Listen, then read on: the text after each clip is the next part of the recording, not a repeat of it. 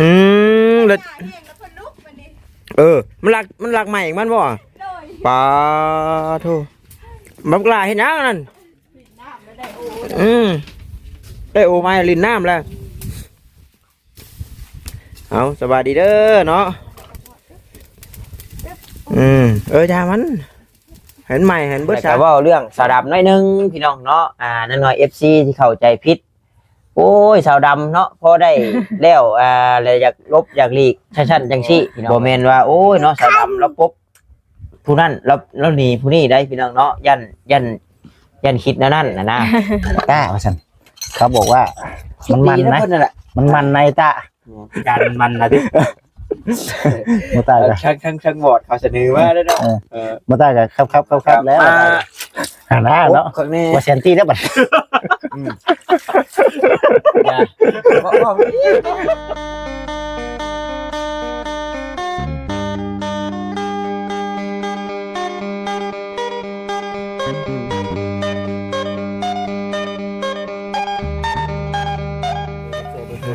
โถเนาะอิ่มบริคนอยู่ที่คักปัญญังเนาะมายังบัดคอยแบบนั้นควรลูกกลัวอยู่สาวทองมีเราเห็นยังอันนั้นสาวทองมีเห็นยังอันนั้นฮะปอดโถเนาะแล้ว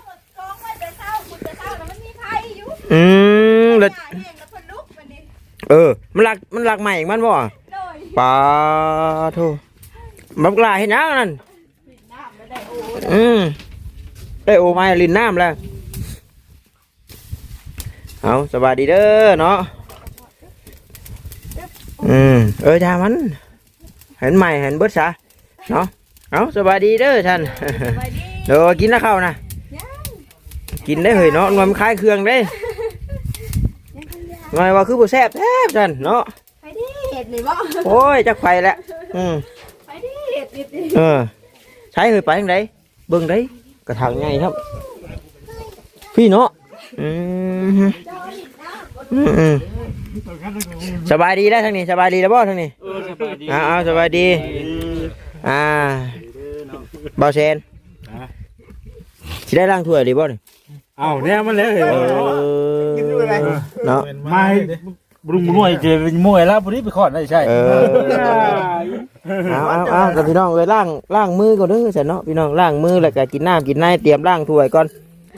คือสิได้เป็นแผนกล้างถ้วยแล้วก็บ่จิตมื้อนี้เนาะบ่จิตหน้าไปบอกความจริงเพิ่นก่อนว่าอยู่ไทยก็อาชีพถนัดว่าซั่นเนาะอาชีพล้างถ้วยโอ้ยถนัดอะไรมื้อนี้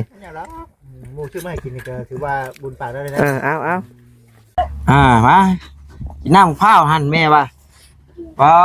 ทุเนาะทั้งนั้นอิ่มไปได้สรำเว้ยจ้านี่ตรงนี้กันยังอยู่พี่น้องเนาะคือว่าทำกินน้ำกับลูกเราบ้าเนาะเด็กน้อยพี่น้องเอ้ยกับผู้ชายเพื่อนละกินหลายเด้อเป็นไข่ได้สาวดำกับบุญปากบ่ฮอดลาบซีนว่าซั่นเนาะบ่เป็นนั่นดอกพี่น้องเอ้ยก็บ่ได้ชาเพิ่นดอกเนาะไม่นี่ก็พี่น้องเอ้ยเนาะกินอิ่มพี่มีพญาเลยครับได้เหือได้แห้งว่าวได้บาทพี่น้องเนาะอร่อยปะก่อนอื่นก็ขอกราบทักทายสบายดีเนาะกับพ่อแม่พี่น้อง FC กันเบิดสุขุสุคนพี่น้องเลยบ่อยู่ทางฝั่งลาวฝั่งไทยหรือว่าทางต่างประเทศนำการยินดีต้อนรับเข้าสู่ช่องของบ่าวตาบ้านเฮาคือเก่าพี่น้องเนาะก็ขอบมุกขอบใจทางแม่เพิ่นหลายเด้อเนาะซื้อซีนลาบชูลูกชูเต้ากินมื้อนี้เนาะฝากเงินมาทางบ่อแซนพี่น้องเนาะซื้อซีนมาสู่กันลาบกินว่าซั่นแล้วก็เว้าเรื่องสาวดำน้อยนึงพี่น้องเนาะนั่นหน่อย FC ที่เข้าใจผิดโอ้ยสาวดำเนาะพอได้แล้วเลยอยากลบอยากหลีกชั้นจังซี่พี่น้องเอ้ยบ่แม่นเนาะเพิ่นก็คือว่าแล้วเนาะนิสัยเราก็เราก็บ่ได้เคยแบบว่านี่มาก่อนนะพี่น้องเนาะก็คือเอื้อยแล้วเว้าแต่ที่แรกนั่นแหละเราก็อารมณ์ของเราเนาะไปลิ้นไปหัวเนาะควันเราเป็นคนเว้าปกๆตรงๆโลดพี่น้องเอ้ยมันเคยไปกับเราเคยไปเนาะเราไปกี่ปีบ่แม่นว่าโอ้ยเนาะสาวดำแล้วปุ๊บ ผู้นั้นเราหนีผู้นี้ได้พี่น้องเนาะยันคิดนั่นนะ อ่าก็พี่น้องเนาะแต่เก่าเราก็เคยไปครูปีบ่บุญ แม่น เนาะไปกับเป็นยังมือบ่มีรถถีบคือบ่ไปอ่ะนะเอา มัน เนาะ ยังบ่ฮอดมือ ยังบ่ฮอดมือพี่น้องเอ้ย เป็นยังบ่ฮอดมือ เซอร์ไพรส์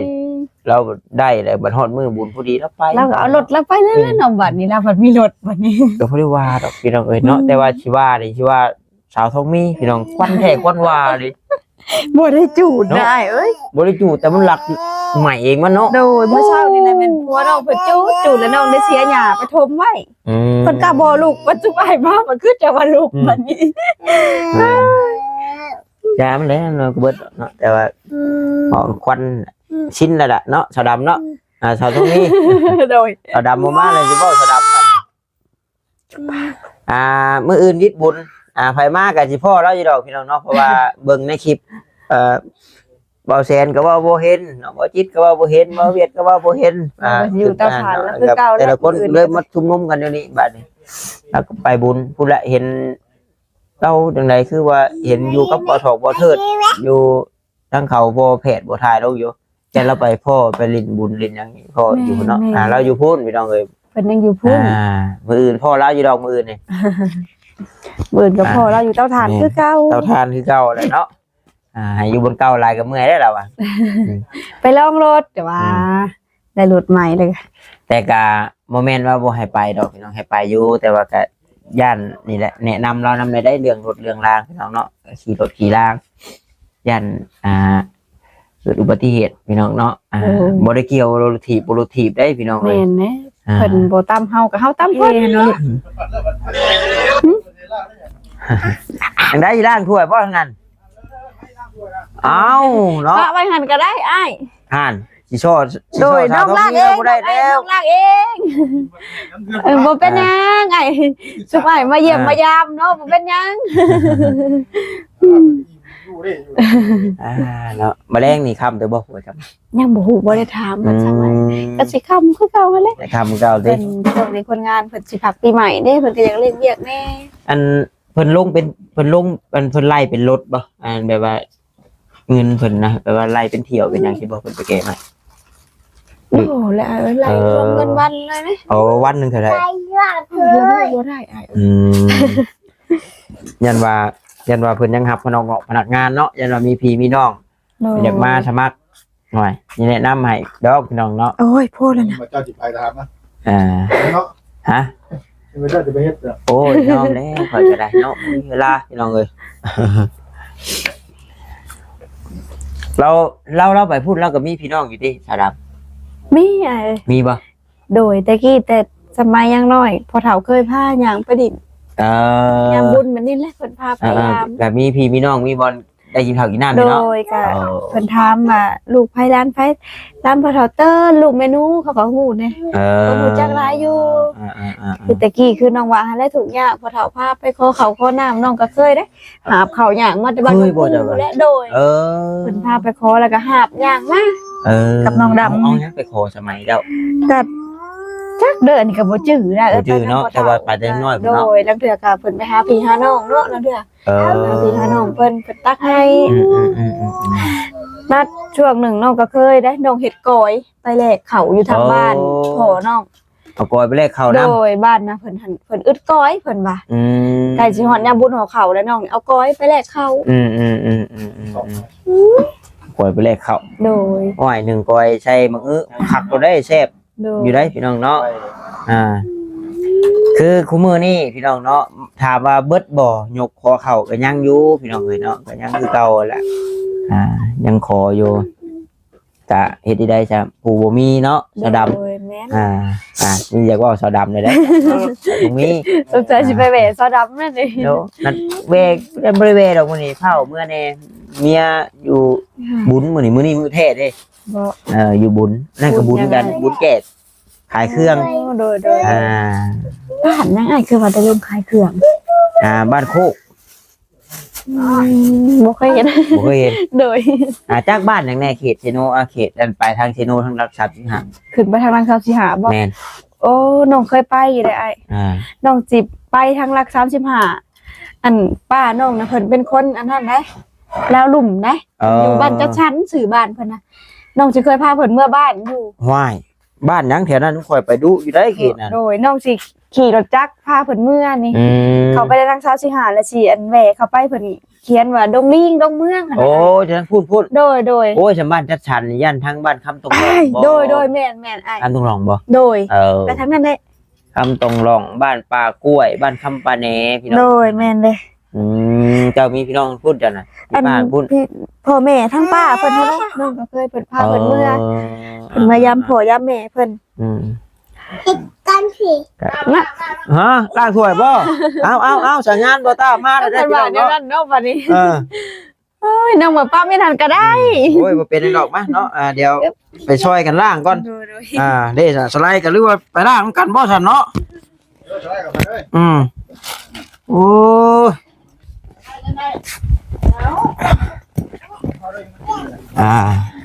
ยยังไม่ได้กินได้ตัวน่ะโอ้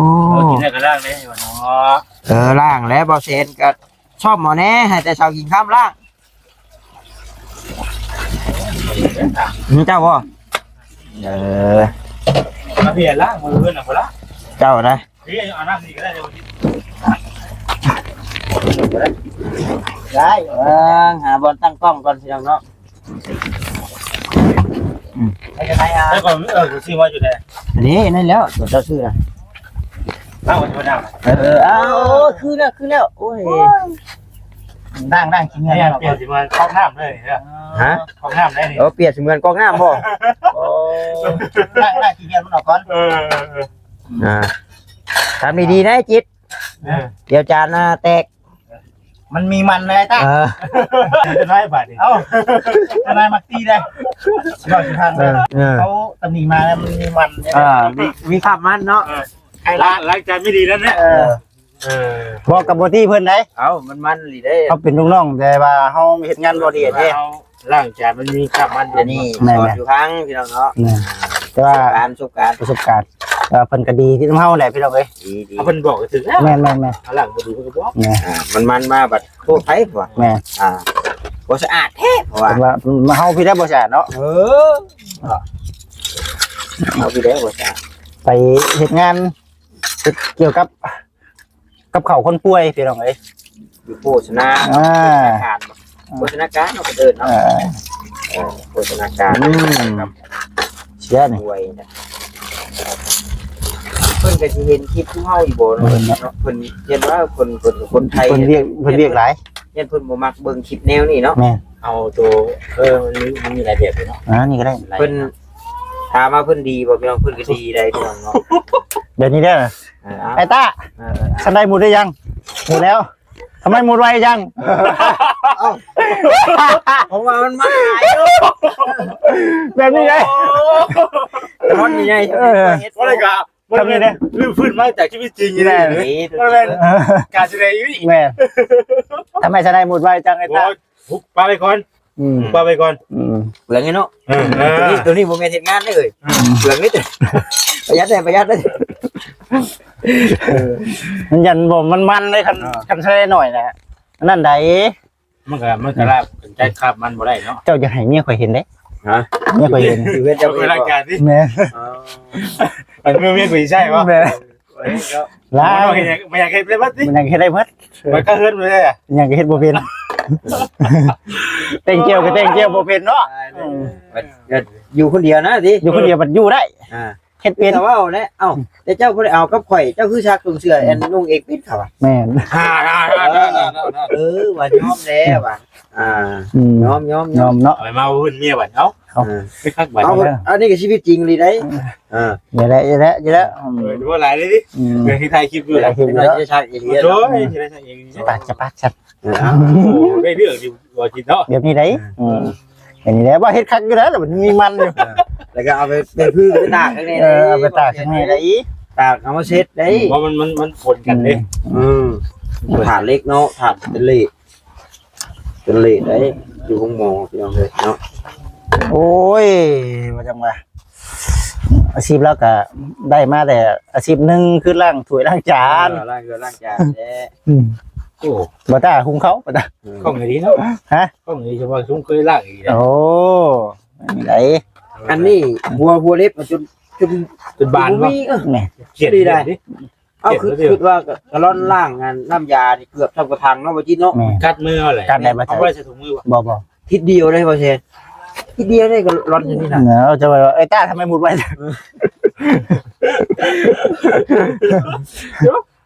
สภาพคาร์บอนโมนินเท่าไรวะมันดิ มัน ตอนนั้นยังให้เฮียงชาอยู่นะพี่น้องเอ้ยล่ะนะ กับอยู่พุ่นนั่นกินยังเพิ่นก็มาเฮ็ดใช้น้ำมันเนาะเนาะเอา เมนู จะทอดจืดมีแต่น้ำมันเด้ ตาว่าซั่นเขาบอกว่ามันนะ เพิ่นนั่นแหละ มันในตา การมันนะที่ บ่ตาก็ ช่างบอดเขาเสนอมาแล้วเนาะ บ่ตาก็ครับแล้วบ่ตาก็ ก้มอย่างเดียวเนาะ ไปที่แรกบ่กล้าเว้าไทยเด้ เถียงกันดิ เคินกัน ให้สิว่าก่อน แล้วบ่ตาว่าข่อยก็เอาเงินแล้วเนี่ย พวกผมเมื่อก็ได้ครับ ผู้คุมกับผู้คุมเมื่อห้องก็ได้ครับเด้อ มันวะ พวกผมเมื่อห้องก็ได้ บอกไปว่ามากันนี่แหละ เพิ่นแบบบ่ได้เป็นคนแบบอีสานเด้ ไทยเลยแล้ว ไทยเพิ่นไทย กรุง แท้ เทพได้กรุงเทพมหานคร เพิ่นอยู่นนทบุรีเนาะอยู่อันใจกลางเด้เพิ่นว่า ถ้าเบิ่งเด้อมันสิมีอยู่บ่ล่ะมันสิมีคำมันบ่ FC คือว่าแล้วเพิ่นบ่เบิ่งหรอกแล้วแต่ผู้จักหลายเด้กับอันพยาบาลแล้วก็กับผู้ช่วยพยาบาลเนาะเพิ่นแซวเพิ่นหยอกอยู่ได้เพิ่นโอ้น้องๆคนลาวซั่นจังซี่พี่น้องเอ้ย สด เพิ่นเคยเอากระต้มขนมเอามีไว้มาให้พี่พลน้องเพิ่นอยู่ดิเพิ่นสิเบิ่ง ก็ได้ แล้วเว้ย นี่เอา เออ สามีนาเอ้ยเบิ่ง ฮ่า เอ้ย นะอย่าปากแต่ว่า อ้าว กินเด็ดแล้วคุมเลยคุม ผมแล้ว คุมไปกินได้เลย บัด เจ้าก็ชอบไว้ใกล้สิฮอดมื้อวันเกิดเจ้าเด้ บัด ของเพื่อนเจ้า อันนั้นบ่ หลายแล้วไปกันเท่าที่ แม่ บ้านช่วยกันมั้ย เจ้าเนาะมาติดกินน้ำกันเนาะ เอาข่อยไว้เฮ็ดนิติเมื่อรอบเลิกอยู่ ไม่ได้ได้ ถาม เขา เขา ใช่คนเล่นไก่กัน นั่นอยู่หันบดมือแล้วเหมือนเนาะเนาะ อยู่นะ อยู่แล้วเนาะ อยู่นี่แหละแบบปีใหม่เนาะอยู่ดินน้ำกัน อยู่แล้วเนาะ ชวนสาวดำไปกินน้ำเนาะ ข้างล่างบ่อน เอาข้างหลังยัง มีหรือเปล่าโอ้มีอยู่วะเห็น มีปลาย นี่แหละ โอ้เสียงนี่เพิ่นเอามายังเคยเห็นงาม เป็นกันเนาะ ไม่แต่ว่า ไม่ขามบ่เฮ้ย ไม่ยัง ยัดไม่เตะ โอเค ยัดเตะแบบกดอบข้างนี้ได้บ่ใช่ โอ้เป็นขัดแล้วไม่เป็นไร อบแล้วก็คัดอีก เป็นสักเนาะ คัดเนาะ ตัวจะได้ออกมาขายใช่ไหมมันก็ช่วยได้ดี ชิปนี่3ชิปบ่ โถ เซนไม่ได้ เสียงเลย บ่ได้ถือได้นี่ เพ นะ ราะว่าไปหาอันเกียนไม่มาขาย เนาะเป็นยังนี่ มาช่วงไหนอันนั้น มาเลยคัดหน้ามันก็คักเนาะ คัดหนามันก็ครับแล้วก็1ก่อน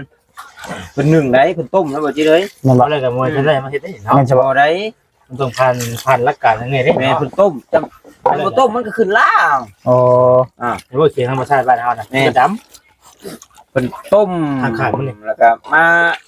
หาหน้าเนาะ ข้างนี้ ว่าเซนตี้ได้บ่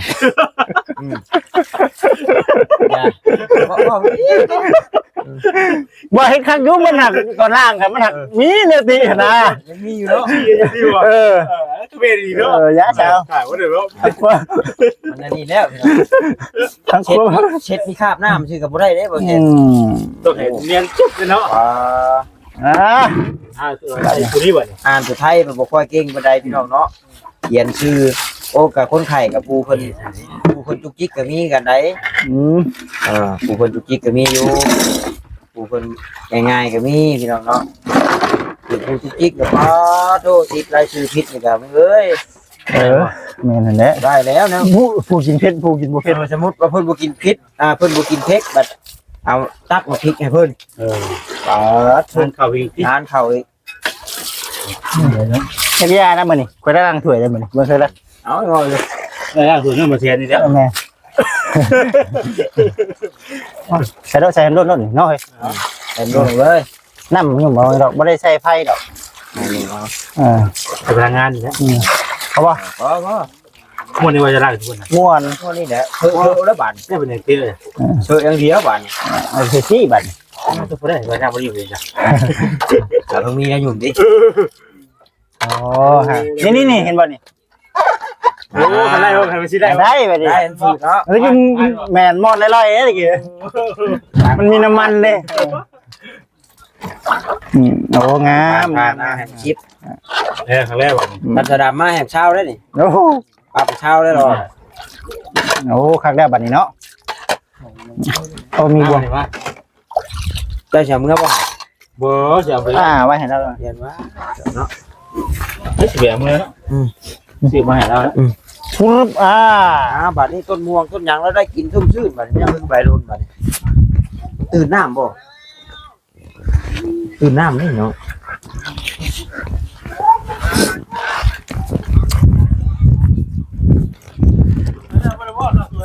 โอ้ เรียบร้อยแล้ว จนแล้วเนาะ มีการมีแต่น้อง